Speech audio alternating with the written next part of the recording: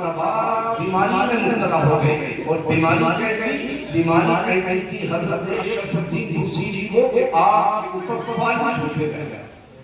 فالج کا مرض ہو گیا، اور جب مرض ہوا تو بستر سے اٹھا نہیں جاتا تھا حضرت سے، پھر آپ سے زیادہ تشکیہ نہیں جاتا تھا۔ ایک رات پھر یہ دل کے اندر تمنا لے کر کے سوئی، حضور کے بعد آپ نے نام مرتبہ پڑھ کر کے سوئی، رات کو سوتے ہو تو غلیظ ملتے دیکھ کر کے سوتے ہو، رات کو سوتے ہو تو پرہیزگاری دیکھ کر کے سوتے ہو، رات کو سوتے ہو تو نہ جانے کتنے ایسے ہیں جو نواقی میں سویا کرتے ہیں، کتنے ایسے ہیں مسلمانوں کے حالات دیکھے، کتنے ایسے ہیں جو شراب نوشی کے اڈوں کو آباد کر کے سویا کرتے ہیں، کتنے ایسے ہیں جو ستے بازی میں اپنی زندگی کو مبتلا کر کے سوتے ہیں، کوئی ہے تاش کے پتوں میں گزارتا ہے، لیکن دیکھے شرف الدین بوصیری کو جسم پر فالج گرا ہوا ہے، لفظوں کا مرض ہو گیا ہے، آپ کا جسم کمزور ہو گیا، رات کو بستر پر سوئے اور سوتے آپ حضور کی ناک لگ رہے تھے، ناک کم رہے تھے، ناک کے بارے میں قلم اٹھا کر کے حضور کی ناک لکھ رہے تھے، اور قرآن کیا تھی ناک لکھ رہے تھے، مولا صلی وسلم دائما ابدا،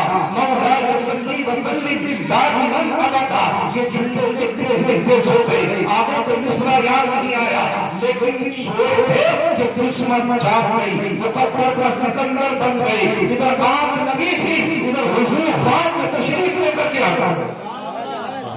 واپس رہے یا رسول اللہ، ادھر بات ہی بنی تھی کہ حضور خواب میں تشریف لے کر کے آ گئی، اور سرکار جیسے ہی خواب میں تشریف لے کر کے آیا، شیخ شرف الدین بوصیری اپنے بستر عیادت پر بیٹھے ہیں، حضور آئے اور آ کر کے سرکار نے فرمایا، کہا بوصیری یہ بتاؤ رات کو سونے سے پہلے جو نعت لکھ رہے تھے اسی نعت کو ہمیں پڑھ کر کے سنا،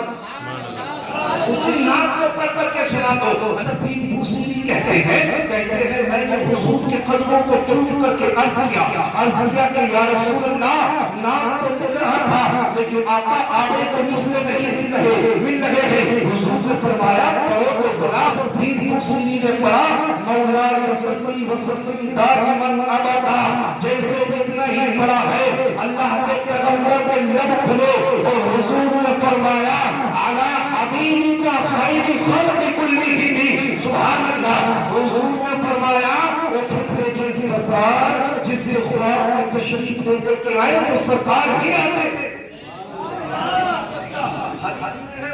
فرماتے ہیں میری شکل کا بھی شیطان پیار نہیں کر سکتا، عمر کو مقدر کے سکندر شرف الدین بوصیری کا مقدر جاگا، حضور تشریف لے کر کے آئے اور حضور نے جب باقی کو مسئلے پڑھے حضرت شیخ شرف الدین بوصیری نے حضور کی بارگاہ میں عرض کیا کہ یا رسول اللہ جی تو چاہتا ہے آپ کے قدموں کو چپٹ جاؤں، جد تو کرتا ہے آپ کے قدموں کو چپٹ کر کے آپ کے قدموں کو چوم لوں، اور حضور تشریف لے کر کے آئے اور حضور کا کلام لیتے رہے، یہاں ہم نگاہیں برستی ہیں حضور کا روزہ دیکھنے کے لیے، ساری زندگی تمنائیں کرتے رہے کہ دکھا دے یا الہی وہ مدینہ کیسی بستی ہے جہاں رات دن مولا میری رحمت برستی ہے۔ دن دیکھے حضور کو کلمہ پڑھتے رہے، دن دیکھے حضور کی محبت پہ تڑپتے رہے، لوگ لاکھوں کروڑوں روپیہ خرچ کر کے لاکھوں سے زیادہ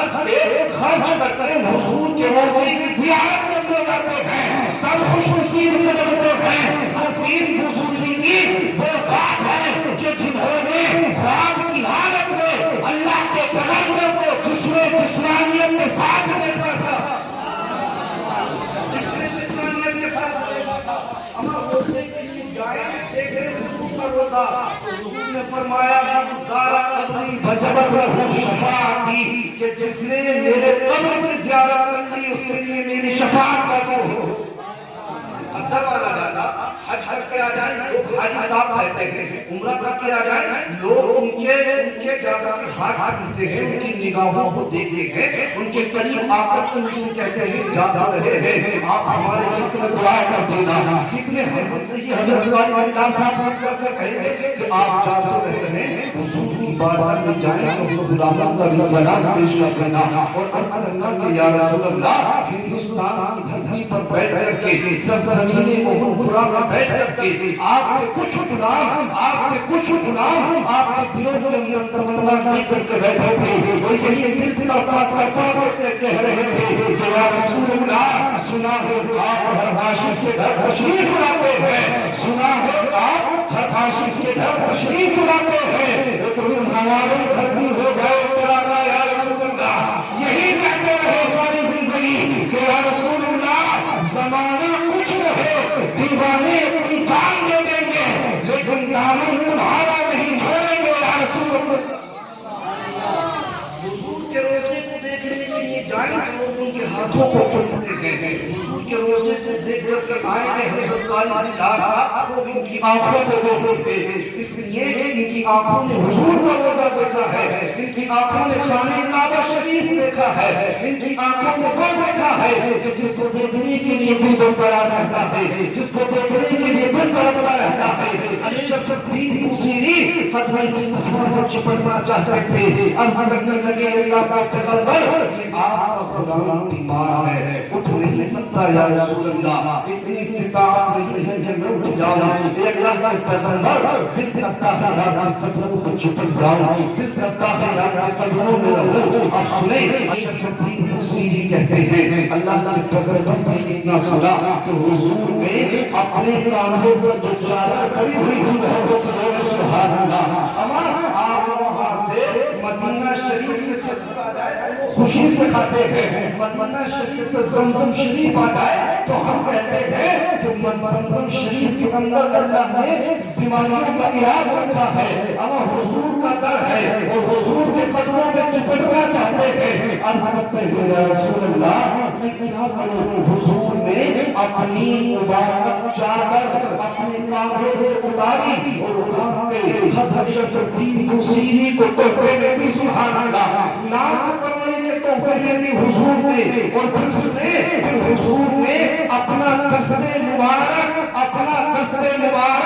سرکار نے حضرت اشرف الدین بوصیری کے جسم پر پھیرا ہے، حضور نے پھیرا حضرت اشرف الدین بوصیری کی صبح کو نماز فجر کے لیے جب آنکھ کھلی تو آپ نے دیکھا محسوس کیا کہ سارا کا سارا گھر خوشبو سے مہک رہا ہے، سارا کا سارا گھر خوشبو سے معطر ہو گیا ہے۔ کربت پلٹ کر کے دیکھا تو وہ چادر کہ جو حضور عطا فرما کرتے گئے تھے سرحانے رکھی ہوئی ہے، سبحان اللہ۔ اور آخری بات تو یہ حضرت الدین بوصیری کہتے ہیں اب تک جسم بیماری سے مشہد تھا لیکن حضور نے ہاتھ پھیرا تو سارا کا سارا جسم صحیح سلامت ہو گیا۔ اسی طرح بریلی کا تاجدار قلم توڑ کر کے کہتا ہے ان کی مہک کے دل کے گنجے کھلا دیے ہیں، جس راہ چل گئے ہیں گونجے بسا دیے ہیں، ان کے مثال کوئی کیسے